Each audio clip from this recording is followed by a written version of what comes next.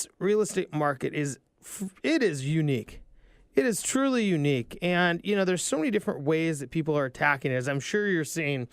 But when there's so few houses on the market, whether they have steel doors or not, no matter how, whether they have a patio or a deck or, any things Jim was just talking about, ultimately, it's very difficult for a buyer to find a house, just any house, let alone the right house. And, at the beginning of the show, I was talking about how, it's not like a new every two program anymore. You're actually going to be living in these houses for a long time. How do you help a buyer be happy when maybe they can't get the house that truly has all the bells and whistles they want, and they have to maybe settle? I mean, it seems like a tough place for buyers to be.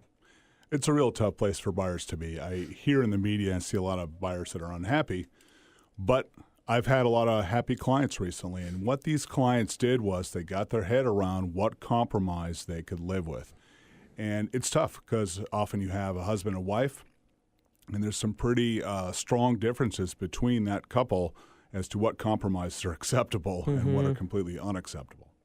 So when, I can only imagine, especially when two people are having to make the decision.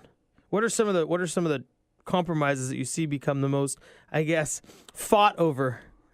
Oh yeah, that's a good one. Quite often, the husband wants to be the gung-ho do-it-yourselfer, and the wife says, I don't want to live in a construction zone for 2.5 years. I don't want to eat sawdust sandwiches. Sure. Have part of the house partitioned off. That's a big one. The other one is, of course, schools and commutes. Those things can really lead to some serious arguments. I've had to just tell people, look, I'm going to leave you alone. You two talk it over. I'll come back. How'd you like to have your kid grow up and you're the parent who's like, no, we don't need good schools? Or compromise Yeah, schools. well, Dad was willing to compromise your education. Mom fought for it. We really wanted to be in that school district. So those are some big things. Are there big categories, I guess, that you see as things that people maybe need to wrap their head around as far as maybe the ultimate compromises they're going to make? Yeah, there are 4 big categories, and why I decided to break these down, I started doing this years ago, is because I noticed buyers being overwhelmed by all the small details in a home purchase. People couldn't sort out differences. They might have a 3-bed, 1-bath house with a nice view, nice finishes, but they really wanted that extra 3-quarter bath. Then there's another home 10 blocks away, pretty much has a useless basement because the ceiling's too low, and then there's a home a little too close to a noise source, and they were just overwhelmed. You got to break it down to 4 things. You've got obviously price, you've got location, you have quality of home, and you have quantity of home. And when you can break down where you're going to compromise. Now, of course, if you have a ton of money, you don't have that many compromises. But most of us live. Yeah, because if you have a price that goes as high as you want, then you can throw compromise out the window. Yeah, and but although kind of funny note, from having designed homes, you see, I'm sure even Bill Gates walks through his home and says, I don't like these 2 or 3 things. And then he takes care of them. Yeah. And then they're fixed 45 minutes later. Well, maybe his overhead, though, for maintaining that property still probably grates him a little bit. Yeah. It's funny, Bill Gates, I looked up the tax assessed value. It's $110 million on his house. Oh, yeah. I can imagine that assessment fight. Yeah, it's incredible. But basically, I see buyers hit a frustration point if they've toured, say, 40 to 50 homes, cannot find what they want or something close. Then I have to sit them down and have that conversation and say, okay, look. We all make a finite amount of money, so you're probably not going to adjust the price. Now we got to look at, are you willing to commute? Will you consider, hey, and I'll give you an example. Like I've had some clients say, hey, you know what, this commute is harsh, but I'm going to offset my hours. I'm going to start earlier and finish earlier, or I'm going to find a way to carpool or ride share.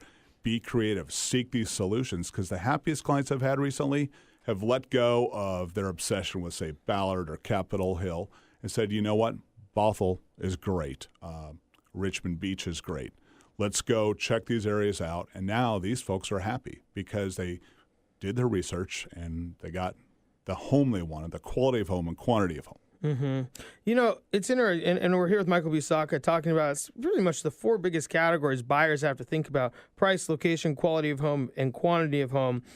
And as you start, we had this conversation a little bit about it last week, is that, the hub, really the core of the city, Bellevue, Seattle, has risen so fast and so much that a lot of people are finding themselves having to go, out a little bit further. And they're, as you said, they're finding these really compelling reasons to do it. And living in the heart of Bellevue, the heart of Seattle, is becoming a little less important as prices have gone up.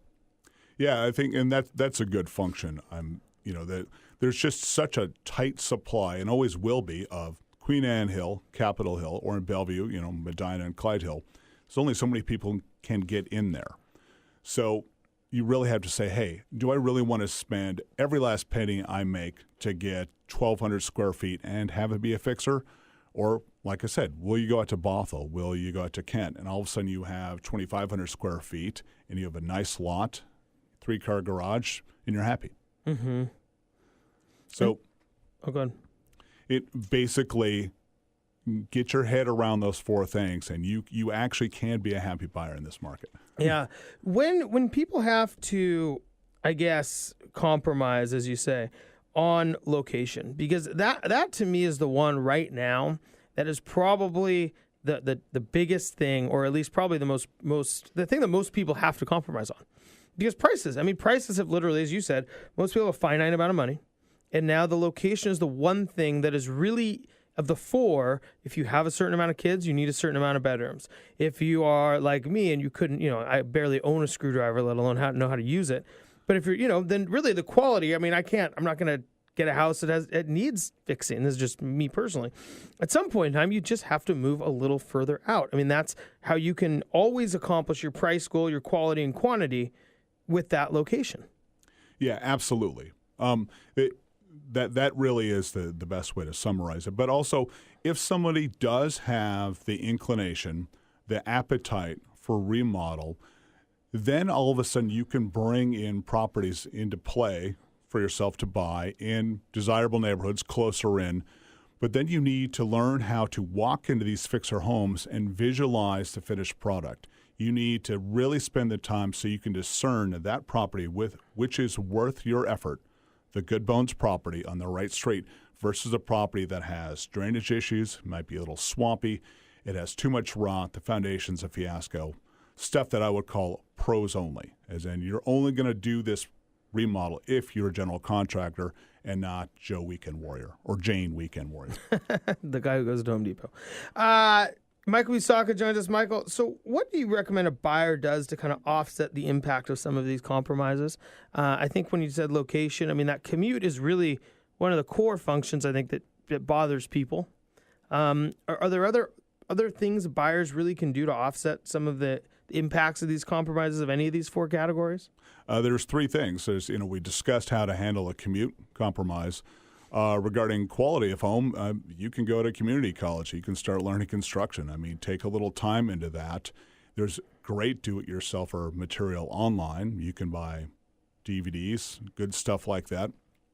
Educate yourself. Be patient. Be pragmatic.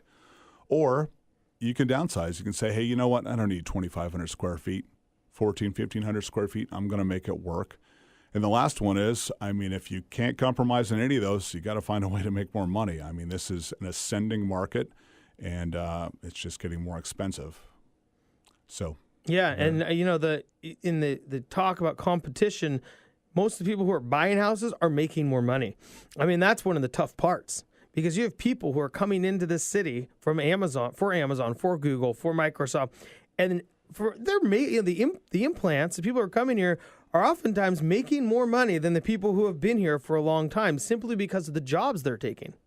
Oh, without question. I see that a lot. And the other thing I see, too, is, even if the person coming from California or the East Coast only qualifies for a $400,000 loan, they might have just liquidated a property and they have, another $200,000 worth of capital they're bringing, while the local person only has the 5% or 10% down payment. Mm-hmm. And that additional capital is helping drive up prices, too. Sure. Or signing bonuses. All the different things that are coming into play for really, top-end developers and people who are involved in the world of Amazon. It's pretty incredible. And it does create a very interesting playing field, which I'd like to talk more about later. Just the what do you call them? Implants? The newbies, the Seattle newbies, versus the imports, versus us local folk.